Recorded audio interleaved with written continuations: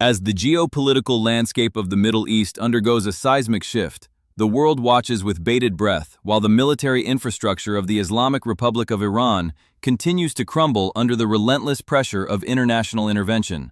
Welcome to this special edition of Military Chronicle, where we analyze the unfolding chaos that has left the Tehran regime with nothing but a dwindling stockpile of missiles and unmanned aerial vehicles to assert its fading influence. In a desperate bid to maintain a stranglehold on global commerce, Iran continues to deploy these drones in an attempt to block the Strait of Hormuz. Yet the patience of the United States has finally reached its breaking point. In a massive and decisive movement aimed at reopening this vital maritime artery, F-15E Strike Eagle fighter jets have taken to the skies, signaling a new and more aggressive phase of what has been codified as Operation Epic Fury. These American aircraft are proving to be more than just unstoppable. They are the instrument of a precision-based superiority that has left Iranian leadership in a state of visible desperation, as their production facilities are reduced to smoldering ruins. The situation has become so dire for the regime that official channels in Tehran are now pleading for an immediate cessation of Operation Epic Fury, even stooping to blatant disinformation regarding the capabilities and actions of the American air power unleashed against them. Over the next hour, we will dissect how the United States has transitioned from merely neutralizing active threats to systematically dismantling the very industrial base that allows the Iranian military to persist. We are currently witnessing a strategic pivot where the F-15 Strike Eagle stands at the exact epicenter of the conflict, tasked with the destruction of integrated air defense systems and the immediate elimination of missile launch zones the moment they are detected. The logic of the Pentagon is clear. While the Iranian military may be shattered in the field, the regime can always rebuild so long as its production facilities remain standing. This is precisely where the recent sorties of the F-15s, leading a formidable strike package that includes F-35 stealth fighters and B-1 Lancer heavy bombers, have fundamentally changed the math of the war. These American assets are destroying Iran's production capabilities relentlessly and in every direction, a reality that has been corroborated by reports from the Coast Reporter, which noted a series of high-impact strikes against what the Israel Defense Forces simply categorize as production installations. While specific details were initially sparse, it is now confirmed that the United States is a primary participant in these strikes as part of the overarching Operation Epic Fury mission. One particular engagement serves as a definitive case study for the American objective: the total liberation of the Strait of Hormuz.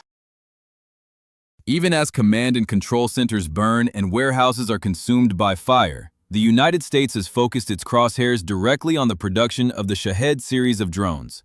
The strategic goal is to ensure the regime can no longer manufacture the machines of terror it uses to harass and attack merchant vessels attempting to navigate the narrow waters of the Persian Gulf.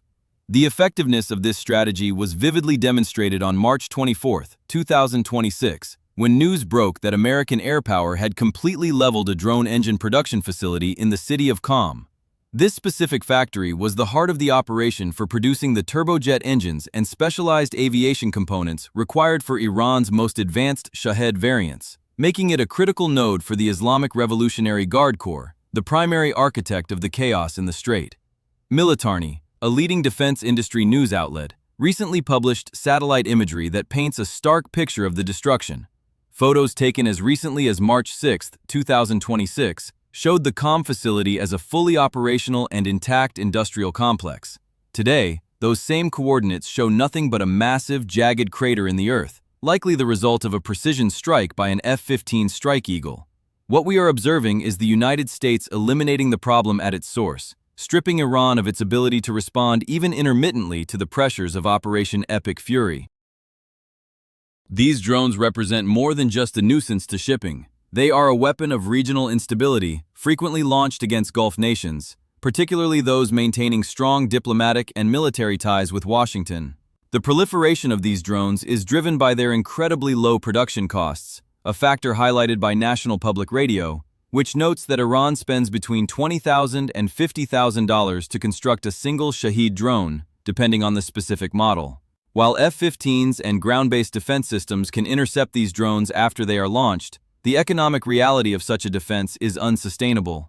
Mainstream media and social platforms often shy away from the blunt mathematics of this conflict, and while algorithms may flag such discussions as sensitive, the facts remain clear. The United States cannot afford to use $4 million Patriot missiles to down $20,000 drones in perpetuity. If Iran were allowed to maintain its production capacity of 10,000 drones per month, as was estimated prior to the conflict, they could eventually overwhelm any defensive screen through sheer volume. The United States simply does not have 10,000 interceptor missiles ready for such an engagement, and even if it did, the cost-benefit analysis would favor Tehran. Therefore, the decision was made to shift the target from the arrow to the archer. By striking the factories in Qom and beyond, the United States has shattered the Shahed supply chain. With the turbojet production line out of commission, the current Iranian inventory is all that remains, and with every passing day of Operation Epic Fury, that inventory shrinks without any hope of replenishment. This leads us back to the primary objective, the reopening of the Strait of Hormuz.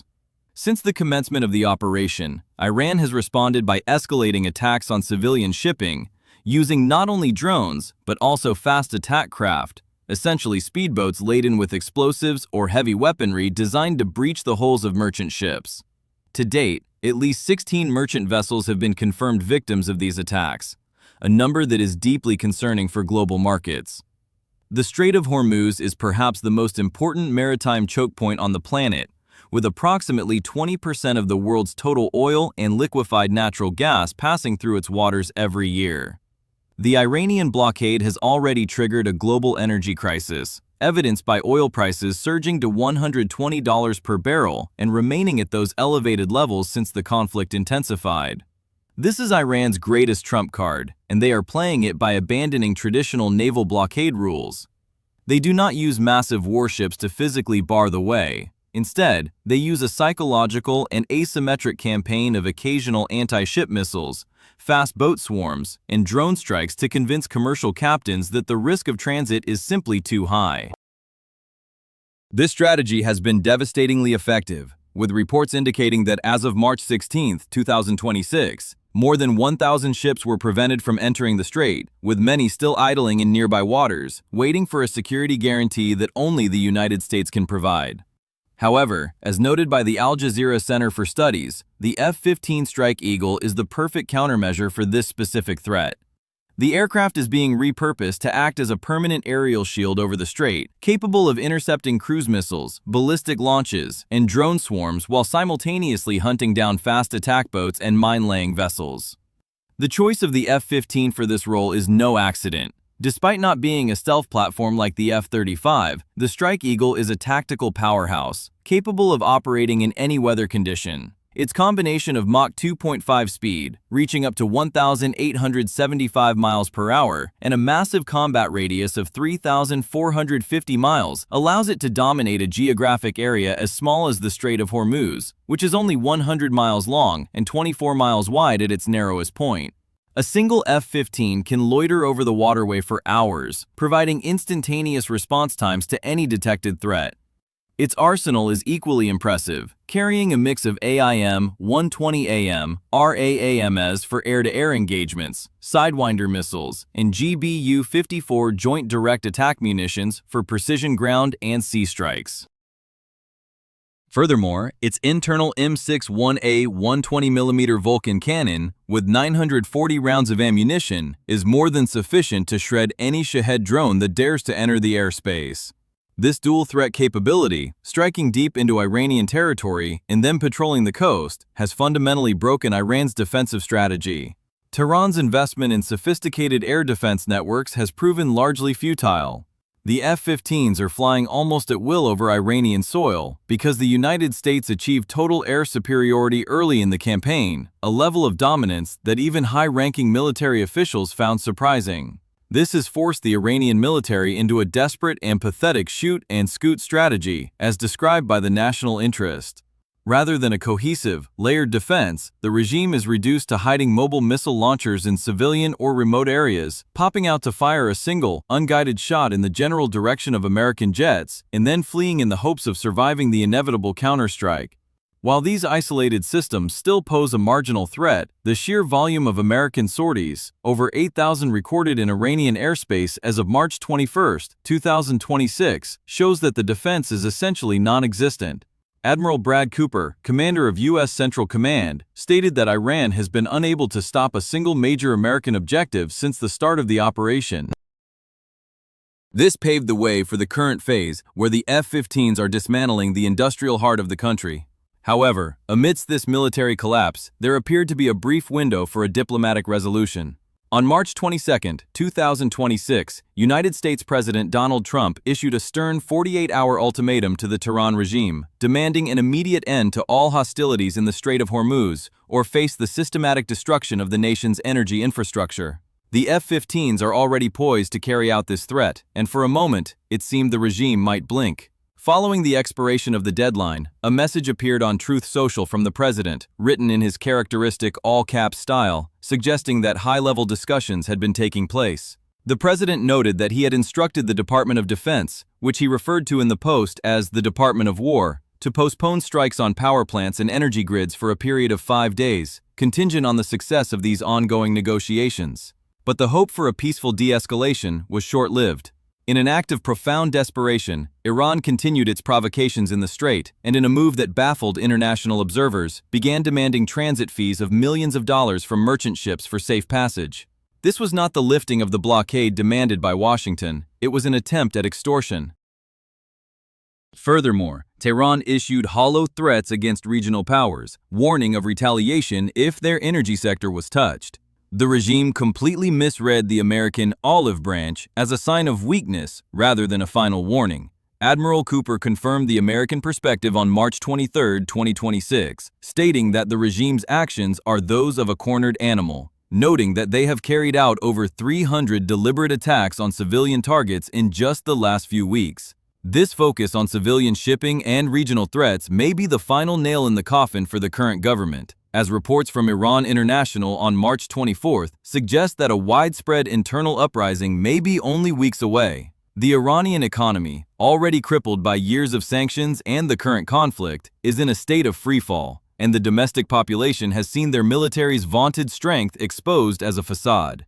The United States has demonstrated that it can strike any target at any time, and the Iranian people are increasingly unwilling to suffer for a regime that can neither protect its borders nor provide for its citizens. As Operation Epic Fury continues, the F-15 Strike Eagle remains the symbol of this new reality, a relentless force that has closed the door on Iranian maritime aggression and opened a new chapter in Middle Eastern history. Thank you for joining us for this in-depth report on Military Chronicle.